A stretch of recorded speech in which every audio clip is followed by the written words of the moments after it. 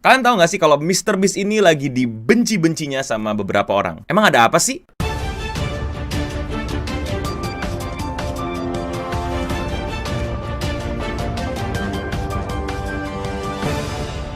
Selamat datang lagi di Seputar Internet, dan kali ini kita bakal ngobrolin Mr. Beast yang lagi kena sedikit masalah. Siapa yang nggak tahu Mr. Beast? Menurut gua Mr. Beast itu udah layak disebut sebagai konten kreator nomor 1 di YouTube. Mengalahkan PewDiePie dengan T-Series, Mr. Beast berjuang keras dengan mengupload konten-konten yang menurut gua kadang nggak masuk di akal. Konten Mr. Beast ini nggak jauh-jauh dari challenge, nyobain sesuatu, atau menyiksa dirinya sendiri. Benang merah dari kontennya adalah uang. Beda sama konten kreator Indonesia yang biasanya lebih suka pamer uang dengan membeli barang, Mr. Beast pamer uang dengan bilang, "Gua bisa bikin video YouTube seaneh ini, seribet ini, sekompleks ini dengan hadiah yang sebesar ini." Nah sayangnya akhir-akhir ini Mr. Beast lagi nggak disukai sama banyak orang. Enggak, gue nggak ngomongin masalah yang Mr. Beast bantu nyembuhin mata orang, atau yang ngasih sepatu, yang dimana dia sedikit berusaha di cancel sama Twitter mania. Gue ngomongin masalah fans Mr. Beast sendiri yang mulai nggak suka sama Mr. Beast karena kru dari Mr. Beast. Waduh. Oke, buat kalian yang masih belum sadar, Mr. Beast ini punya semacam teman-teman lah atau kru syutingnya. Nah, di internet tuh udah banyak banget orang yang membandingkan kru lama Mr. Beast dengan kru baru Mr. Beast. Banyak banget lah poin-poin yang dibandingkan, tapi poin yang paling sering di-highlight adalah Carl. Yes, Carl adalah salah satu dari tim inti krunya Mr. Beast. Yang sekarang kru inti Mr. Beast itu ada 4. Chris, Chandler, Carl, Nolan. Dan Carl ini dianggap sama fans Mr. Beast sebagai biang kerok. Jadi Carl ini dulu adalah kameramen dan editor Mr. Beast yang bisa menjadi kru inti Mr. Beast, alias jadi talentnya, jadi orang-orang yang ada di sekitar Mr. Beast. Perjalanan dia dari seorang editor menjadi kru inti Mr. Beast mungkin akan gue bikin video sendiri, tapi intinya dia adalah kru baru yang dianggap membuat Mr. Beast menjadi berubah. Bukan Mr. Beast secara orang, tapi juga Mr. Beast secara konten-kontennya. Konten-konten Mr. Beast jadi lebih family friendly semenjak ada Carl. Konten-konten Mr. Beast jadi nggak terlalu berani semenjak ada Carl. Konten-konten Mr. Beast nggak edgy lagi kayak dulu semenjak ada Carl. Jadi internet sekarang menamainya sebagai The Carl's Effect, alias efek Carl terhadap Mr. Beast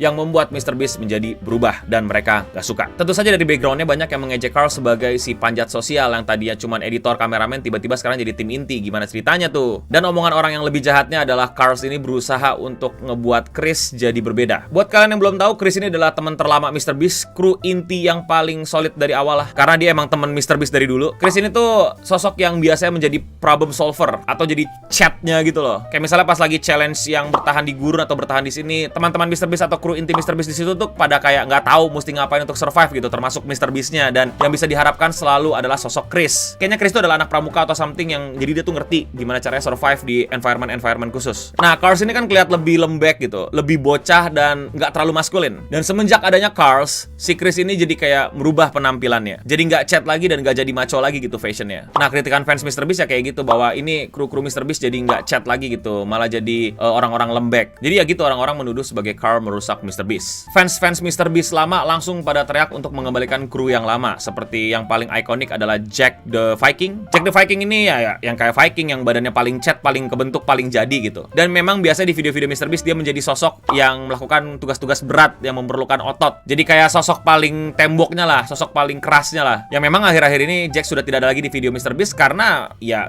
Jack memisahkan diri dari Mr. Beast. Which is fine dalam dunia bisnis entertainment. Ketika lu nggak cocok lagi atau ketika ya udah nggak mau bareng lagi, ya udah pisah. Dan pisahnya mereka sih dari yang gue cari tahu ya baik-baik aja gitu, karena Jack memang sepertinya nggak mau jadi pegawai selamanya. Dia mau bikin channel sendiri, dia mau bikin konten sendiri, dia mau ngegedein brand dia sendiri, nggak mau lagi jadi kru inti Mr. Beast. Nggak masalah. Oh, Mr. Beast still love you, bro.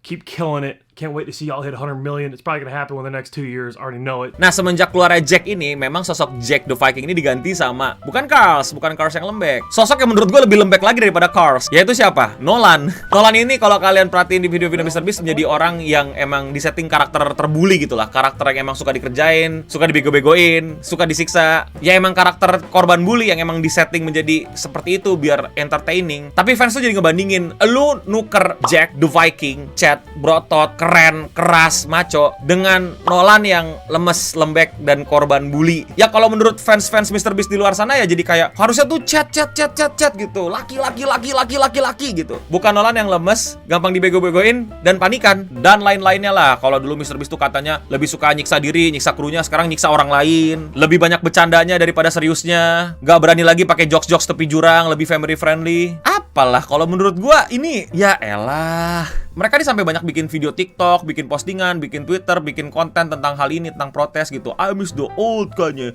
I miss the old Kanye, dalalala. Pakai lagu-lagu TikTok lah, bilang bandingin video dulu, video lama dan lain-lain. Satu sisi gue ngerti, ya pastilah itu ada perubahan gitu. Gak semua orang suka akan perubahan. Ya kayak grup band apa ganti personil langsung gak suka kan ada gitu loh. Ada juga misalnya grup band yang dulu genrenya ini terus mereka swift ke sini pada gak suka. Ya intinya some people just don't like change. Tapi menurut gue kadang sampai berlebihan. Salah satu contohnya terjadi sama Chris. Seperti yang gue bilang bahwa Carl diduga mempengaruhi Chris untuk dandanannya nggak cat dan maco lagi. Yang menurut gue ya udah kenapa emangnya. Tapi orang-orang tuh sampai jahat-jahat banget sih ke Chris, sampai nyumpahin yang aneh-aneh, ngejahatin yang aneh-aneh. Dan Chris ini kan udah jadi bapak, punya anak. Anaknya langsung disumpahin aneh-aneh yang menurut gue emang ya orang Amerika tuh sama netizen sini tuh kadang-kadang emang ya 11-12 lah. Buset ya kalau lu liatin Twitternya jahat-jahat buat orang punya mulut kayak emang nih kalau udah anonim tuh paling enak gitu. Karena lu bisa ngomong seenak jidat lu, nggak peduli sama orang yang lagi lu omongin dan dimana omongan lu juga nggak mutu. Yang intinya Chris sampai menjauhi sosial media terlebih dahulu karena cyberbullying tersebut. In my opinion, MrBeast memang berubah dari tahun ke tahun. Kontennya dulu lebih edgy, lebih sering nyiksa temennya. Sekarang kontennya lebih sering bikin kontes-kontes sama banyak orang atau nyobain sesuatu yang paling murah sampai paling mahal. I watch the content dan gue liat kontennya bagus apa enggak tanpa gue harus lihat ini MrBeast rame apa enggak krunya, berotot apa enggak krunya. Peduli setan. Karena channel MrBeast ini bukan channel gimnastik ya, yang dimana isinya harus orang-orang berotot semua gitu, orang-orang chat semua. MrBeast ini channel entertainment ya, bikin konten-konten yang menghibur, konten-konten yang seru, bukan konten-konten yang nunjukin seberapa lu mesti laki, mesti cowok setiap harinya. Gua nggak larang lu punya preferensi untuk lebih suka melihat cowok berotot di layar. Tapi menurut gua kalau lu salah satu orang yang nggak suka sama perubahan MrBeast, ya boleh kritik gitu. Tapi masuk akal. Apa hubungannya otot sama konten? Ya kalau misalnya lu demen sama si Jack the Viking ya lu ke channelnya aja, dia bikin konten, dia upload konten kok, ya nikmatin aja gitu loh. Dan ya lu bisa memprotes dengan unsubscribe atau unfollow whatever. Tapi kalau sampai lu ngata-ngatain yang berlebihan dan nge-cyberbully kru MrBeast yang just doing his job, yang nggak ganggu siapapun sama konten-kontennya, ya buat gua lu udah kelihatan bocil internet banget sih. Bocil-bocil troll internet keyboard warrior yang emang pengen demen kerusuhan dan nggak suka ngeliat kesuksesan orang. Menurut gua ini lagi-lagi adalah bukti contoh dari omongan gua bahwa sebaik apapun lu di internet, semenghindari drama apapun lu di internet, semakin berusaha tidak ada konflik apapun lu di internet, konflik dan drama pasti akan mencari lu. MrBeast contohnya, konten-konten mana dia yang berusaha nyindir, nyinggung orang, berusaha untuk membuat kontroversi, berusaha untuk menghasilkan drama? Gak ada. Tahu-tahu drama nyamperin dia, tahu-tahu konflik nyamperin dia. Makanya gua kesel banget waktu era-era gua dulu gitu. Gua sempat dituduh sebagai nyari drama, bikin drama, butuh konflik buat terkenal. Gua udah anteng, gua udah asik sama konten gue udah seru-seruan sama konten gue, dan gue nggak butuh konten yang drama. Dan tebak siapa yang disamperin drama?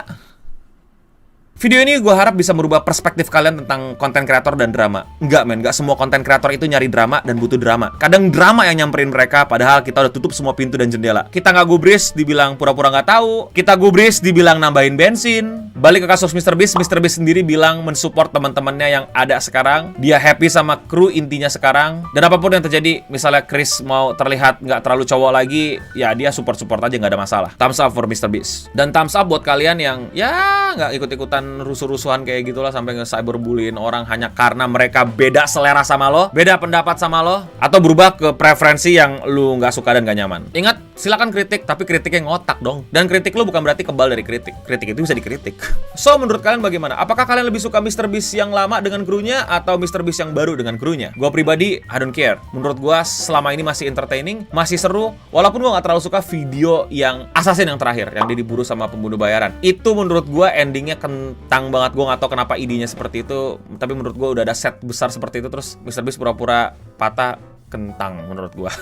But again, still love him, still love the content, dan menurut gue MrBeast adalah jawaban dari semua konten kreator. Kalau lu ngelakuin apa yang lu suka, lu bisa. Tapi lu rela nggak duitnya kayak MrBeast tuh dipakai buat bikin konten lagi? Kalau lu kan disimpan jadiin usaha, waduh, nggak masalah sih.